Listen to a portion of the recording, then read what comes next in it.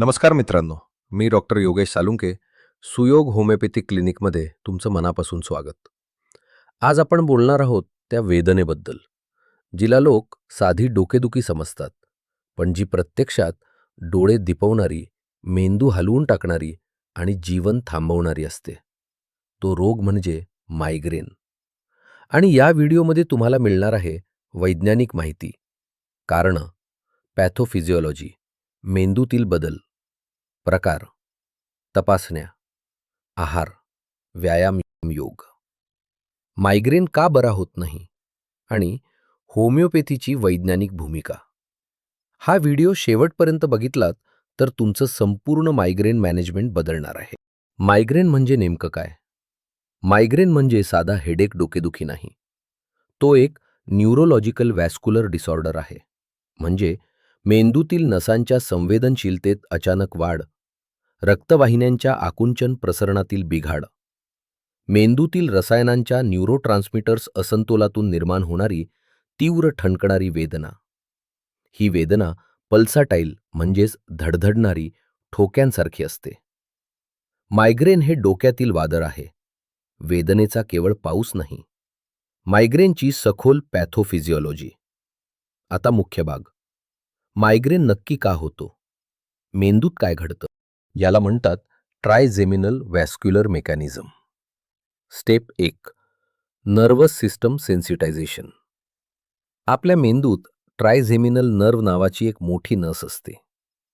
ही नस अचानक अतिसंवेदनशील, हायपर सेन्सिटिव्ह होते. याचे कारण असू शकते झोपेचा अभाव, भूक, ताण, स्ट्रेस, हार्मोन्स, तेज प्रकाश, उकाडा, हवामान. स्टेप 2. न्यूरोट्रान्समीटर सेरोटोनिन कमी होणे. सेरोटोनिन हा मेंदूतील शांतता राखणारा एक रसायन. तो अचानक कमी झाला की ट्रायझेमिनल नर्व अलार्म मोडमध्ये जाते. स्टेप 3. पेन पॅथवे सक्रिय. ही ट्रायझेमिनल नर्व मेंदूला संकेत देते की काहीतरी चुकीचं चाललंय आणि मग ती खालील रसायने सोडते. Substance P, CGRP, calcitonin gene related peptide, neurokinin A. ही सर्व रसायने मेंदूला वेदना सुरू करा असा संकेत देतात. स्टेप 4. रक्तवाहिन्यांचे विस्तार आकुंचन.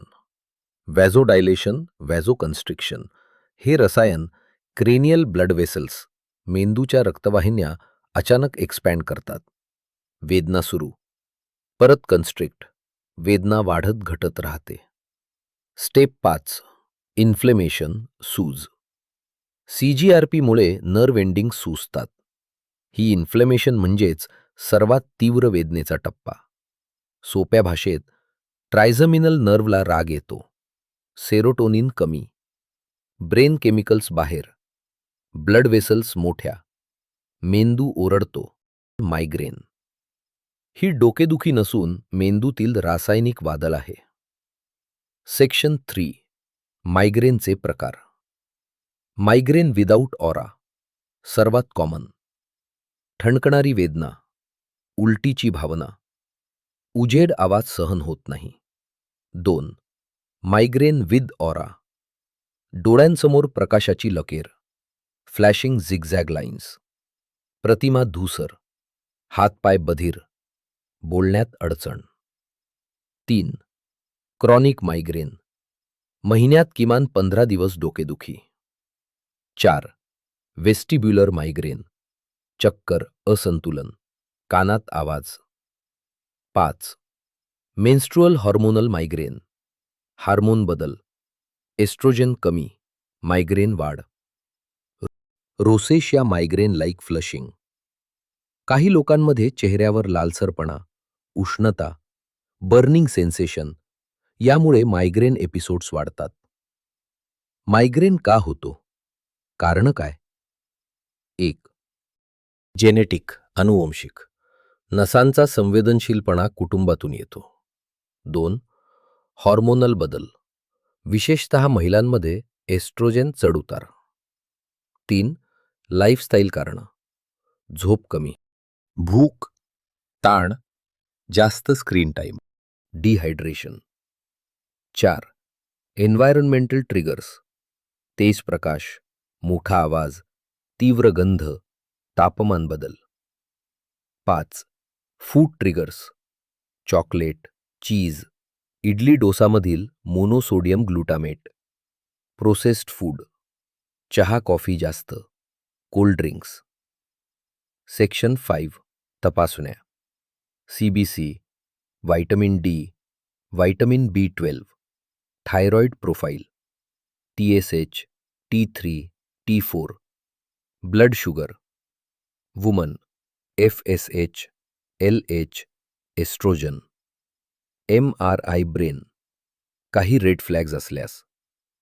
टेस्ट मायग्रेन दाखवत नाही, पण मायग्रेन कशामुळे येतो हे दाखवतात. सेक्शन 6. डाएट. आहारामध्ये टाळायचे पदार्थ: चीज, चॉकलेट, कोल्ड ड्रिंक्स, बेकरी पदार्थ, फास्ट फूड, तिखट आंबट, जास्त कॅफीन. आहारामध्ये या पदार्थांचा जास्त प्रमाणात समावेश करावा.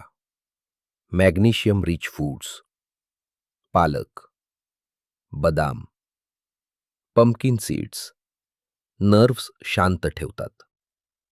ओमेगा 3 फूड्स, अळशी, अक्रोड, जळजळ कमी. वॉटर रिच फूड्स, टरबूज, नारळ, पाणी. रिहायड्रेशन मायग्रेन कमी करते.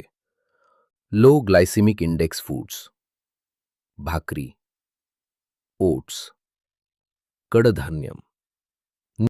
नियमित वेळेत जेवण न करणे म्हणजे मायग्रेनला आमंत्रण देणे. ताट नीट असेल तर डोकं शांत असेल. सेक्शन 7. व्यायाम.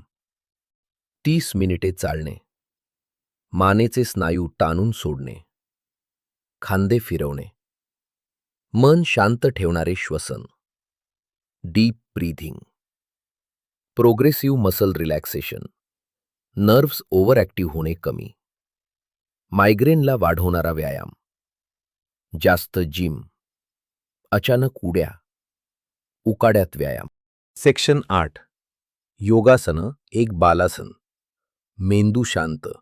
2. भ्रामरी प्राणायाम, व्हायब्रेशन्समुळे नर्व्स रिलॅक्स. 3. अनुलोम विलोम, ऑक्सिजन फ्लो सुधारतो. 4. श्वासन, संपूर्ण स्नायू शिथिल. 5. Setu Bandhasana, cervical relaxation. औषध वेदना थांबवतं, योग वेदना येण्याची वारंवारिता कमी करतो. सेक्शन 9. होमिओपॅथी कशी मदत करते? होमिओपॅथी म्हणजे मायग्रेनचं मूळ कारण शोधणारी पद्धत. होमिओपॅथी सायंटिफिकली मदत कशी करते? 1. नर्वस सिस्टम सेन्सिटिव्हिटी कमी. ट्रायजेमिनल नर्वचा हायपर रिस्पॉन्स कमी होतो. 2. न्यूरोट्रान्समीटर संतुलित, सेरोटोनिन इम्बॅलन्स सुधारतो. 3. स्ट्रेस थ्रेशोल्ड वाढते, लहान कारणांवर मायग्रेन सुरू होत नाही. 4. हॉर्मोनल इम्बॅलन्स सुधारते, महिलांमध्ये मेन्स्ट्रुअल मायग्रेन कमी. ट्रिगर प्रतिरोध वाढते, प्रकाश, आवाज, झोप, बदल यांचा परिणाम कमी. 6. अटॅक फ्रिक्वेन्सी कमी, 5 ते 6 अटॅक प्रति महिना 1 ते 2 वर येऊ शकतात. 7.